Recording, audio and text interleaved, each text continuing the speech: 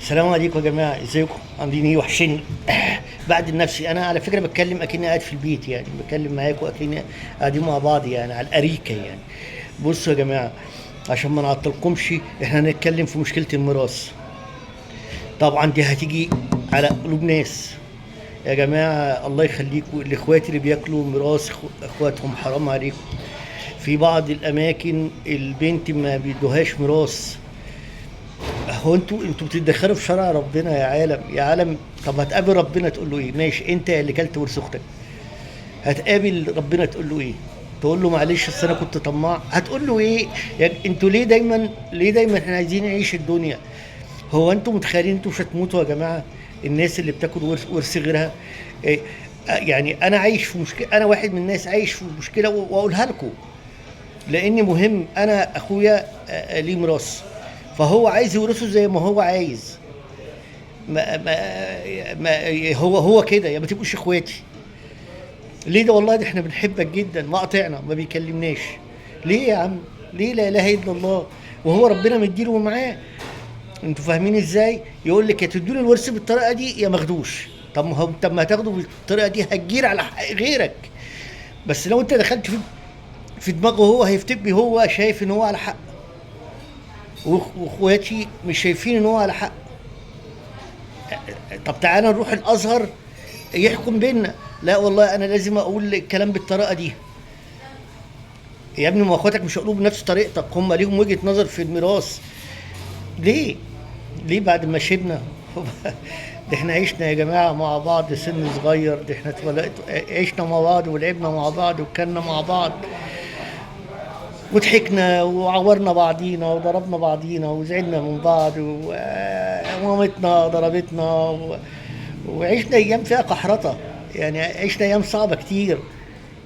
ليه احنا ما بنشيب بنخيب يا جدعان؟ احنا ما بنشيب بنخيب. ليه برمي كل حاجه ويا تدوني يا انتوا مش اهلي ومش اخواتي؟ يعني حتى عيالهم ما بنشوفهمش. ليه؟ ليه قطع الارحام؟ ليه يا ابني؟ طب انا كلمته قلت له يا حبيبي طب ممكن اجي ازورك اشوفك؟ قال لي لا، لما ابقى عاوز ابقى اقول لك. والله كلمته كنت عايز اروح ازوره والله ارضاء لله سبحانه وتعالى، قال لي لا، لما عاوز ابقى اشوفك ابقى اقول لك. طب ليه؟ تصدقوا انا قلت له تعالى خد كل حاجه واكتب لك كل حاجه موجوده ليا، خدها عندي محامي واكتبها لك والله وما عايز حاجه، بس نفضل اخوات وحبايب. يا جماعه احنا ياما ضحكنا مع بعض وياما زعلنا وياما جوعنا وياما شربنا وياما اتنططنا وياما فرحنا وياما زقططنا. ايه ده؟ كل ده بيترمي عشان المال؟ بلا مال بلا زفت يا جماعه يا جماعه. يعني ليه كده؟ ليه كل حاجه وفي الاخر هنموت؟ في الاخر احنا هنموت. يعني انتوا فاهمين ازاي؟ في الاخر هنموت. ليه نوصل حياتنا للدرجه دي؟ وانت يا عم اللي واكل مثلا ورث اختك، ليه؟ انا بشوف ستات كتير خصوصا في الريف والصعيد ما بياخدوش ورثهم. ليه؟ هو انت ربنا يا عم تحكم؟ انت مش خايف من ربنا؟ اوعى تفتكر يا عم الحاج ان انت عايش، ده سيدنا النبي توفى ومات. انت مش هتعيش اكتر ما عشت. ادي لاخواتك حقهم وخصوصا البنات يا جدعان، ده ربنا بيدي الارث 2 للرجاله مرتين حق الانثى عشان اخواتهم يخلي بالهم منهم ويساعدوهم في جوازهم ويساعدوهم في حياتهم.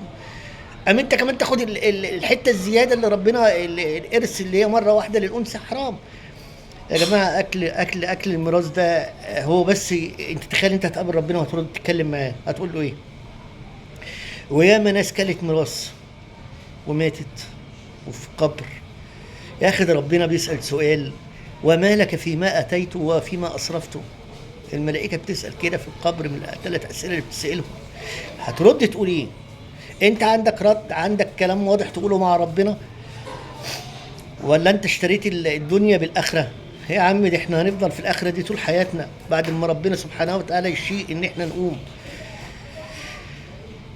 لا لاكل ميراث يا جماعه، ميراث الاخوات وادي شويتين. انت لو ربنا مرضيك ادي شويتين يا عم،